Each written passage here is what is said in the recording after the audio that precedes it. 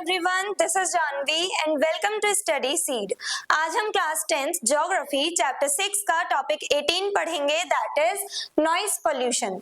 Noise pollution क्या होता है, उसी के बारे में, इसके इफेक्ट्स के बारे में हम आज के वीडियो में डिस्कशन करेंगे।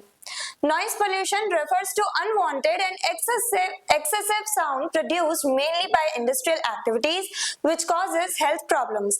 Noise pollution in simple terms, noise pollution हम किसे कहते हैं, जब बहुत ज्यादा ही अमाउंट में नॉइज क्रिएट होती है, शोर होता है, बहुत लाउड स्पीकर्स चला दिए जाते हैं लाउड स्पीकर्स की वजह से। लेकिन यहाँ पे हम मेनली किसकी बात कर रहे हैं, इंडस्ट्रियल एक्टिविटीज की। तो इंडस्ट्रीज में जो भी मशीन्स का यूज किया जा रहा है, जो भी जनरेटर्स हैं, उनकी वजह से जो शोर होता है, जो भी नॉइज क्रिएट हो रहा है, बहुत ज्यादा लाउड नॉइज क्रिएट हो रहा है, तो उसी को हम कहेंगे नॉइज पोल्यूशन।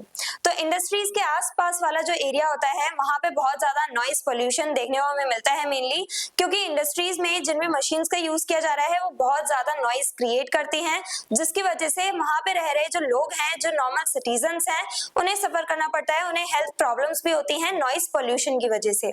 तो अब नॉइज पोल्यूशन के क्या इफेक्ट्स होते हैं, कौन कौन सी प्रॉब्लम्स अराइज होती हैं नॉइज पोल्यूशन से। हियरिंग लॉस, जब भी ज्यादा हम टाइम एक ऐसे एरिया में गुजारें जहां पे बहुत ज्यादा नॉइज क्रिएट हो रहा है, बहुत ज्यादा लाउड स्पीकर्स बज रहे हों, या फिर इंडस्ट्रियल एक्टिविटीज की वजह से शोर हो रहा हो जिन एरियाज में, अगर हम वहां पे बहुत ज्यादा समय से रह रहे हैं, बहुत लंबे टाइम तक हम उस एरिया में रह रहे हैं, तो उससे क्या होता है, उसका असर हमें हमारे ईयर्स पे देखने को मिलता है। हमारे जो ईयर्स हैं वो डैमेज होते हैं, हमारे कानों में प्रॉब्लम आती है और सुनने में दिक्कत आती है। तो हियरिंग लॉस होती है, यानी कि सुनने में प्रॉब्लम आती है।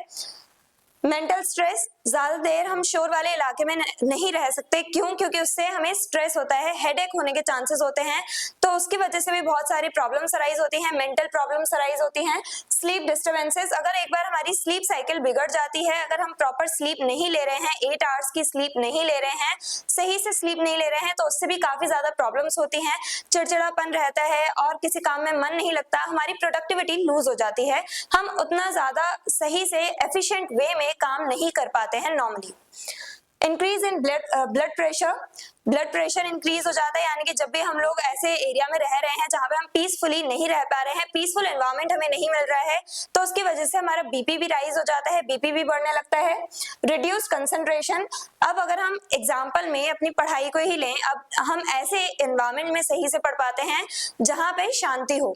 अगर वहीं पे लाउड म्यूजिक चलाया जा रहा है, जहां पे आप पढ़ रहे हो वहीं पे लाउड म्यूजिक चला दिया जाए, तो आप कंसंट्रेट नहीं कर पाओगे, अपनी स्टडीज पे आप ध्यान नहीं दे पाओगे, तो ये सारी प्रॉब्लम्स राइज होती हैं।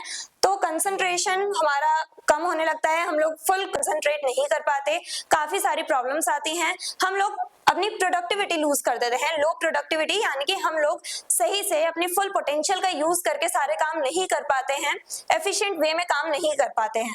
तो ये सारी मेन प्रॉब्लम्स हैं जो उन एरियाज में रहने वाले लोगों को होती हैं जो नॉइज पोल्यूशन से सफर कर रहे हैं। स्पेशली किन एरियाज में ये नॉइज पोल्यूशन हमें सबसे ज्यादा देखने को मिलता है, कौन से ऐसे एरियाज हैं जो नॉइज पोल्यूशन की वजह से अफेक्टेड हैं, इंडस्ट्रियल एरियाज। अब इंडस्ट्रीज से हमें पता है, इंडस्ट्रीज में जो मशीन्स, जनरेटर्स हैं, उनका बहुत ज्यादा शोर होता है इन एरियाज में, जिसकी वजह से इंडस्ट्रियल एरियाज में रहने वाले जो लोग हैं, जो ऑर्डिनरी सिटीजन्स हैं, जो रेजिडेंट्स हैं, उन लोगों को प्रॉब्लम होती है।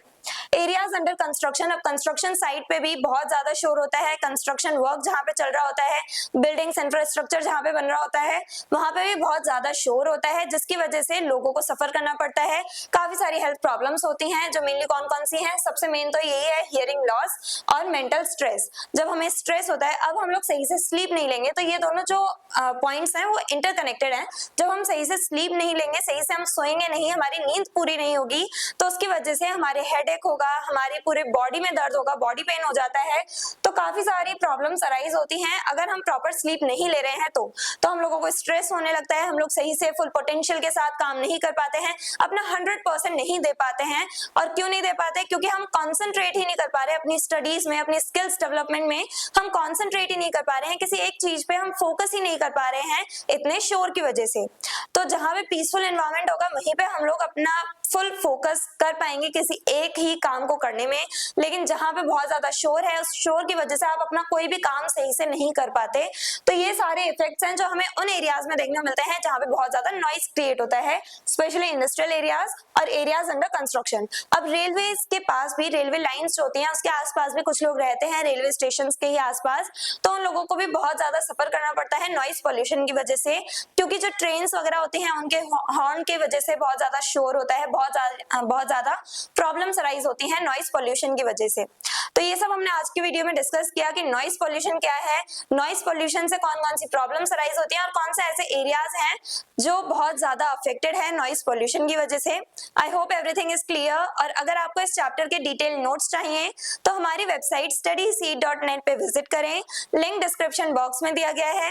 मिलते हैं नेक्स्ट वीडियो में नेक्स्ट टॉपिक के साथ। Stay curious, stay consistent. Thank you very much.